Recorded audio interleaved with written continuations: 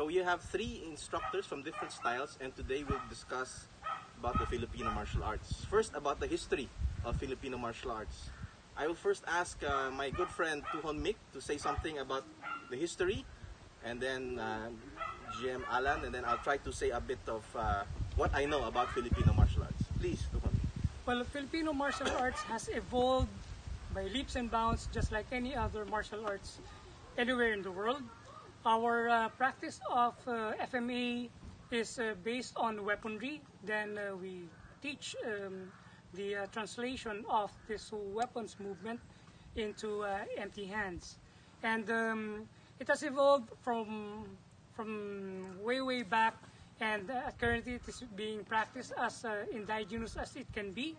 And it is our responsibility as instructors to make it a point that there is a cultural and historical anchor that will remain within our students.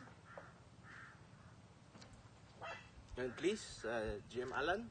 So I think you're the first one before. Okay, in Filipino martial arts, if you see the Hollywood movies, you will see most people are using the stick. But actually, this is a more recent innovation.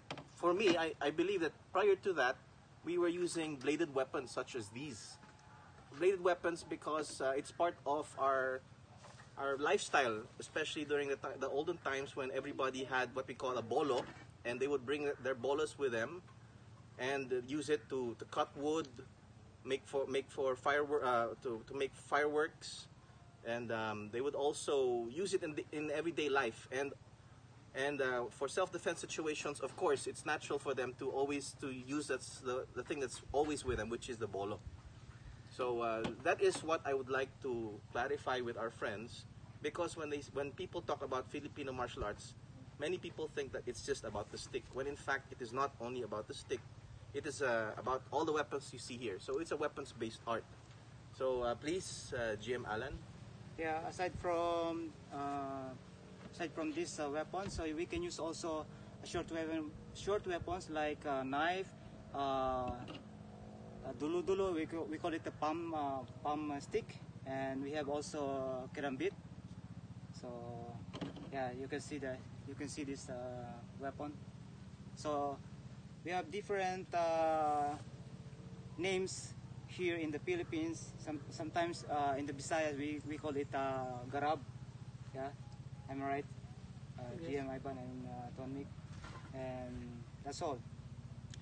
Well, people has the misconception that the practice of weaponry will teach an individual how to become violent, but rather we would say that we teach everyone how to respect, because these are tools which you would regularly see in the countryside, and it has a dual purpose. It is a tool that you can use in your day-to-day activities such as farming and fishing, but these tools can be converted into weapons to protect yourself, to protect the family. But most of all, we would like to advocate that we teach respect for authority. That's why we have our salutation whenever we start the class.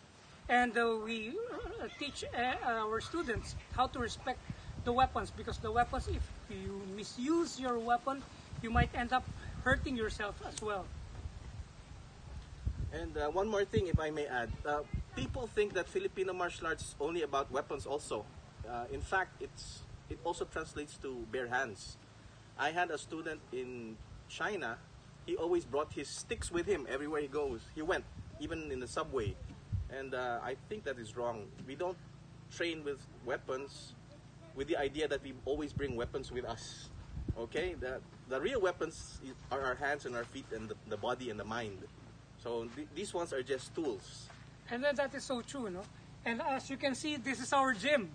We normally practice the art of Filipino fighting in a natural setting as much as possible, because we would like our students to feel free to express the art amongst themselves whenever they practice the art form. And at the same time, the art knows no boundaries. It is the Philippines' best gift to the world. It is our way to communicate with other countries. because even though we don't understand each other because we differ in countries, we understand the language of the art.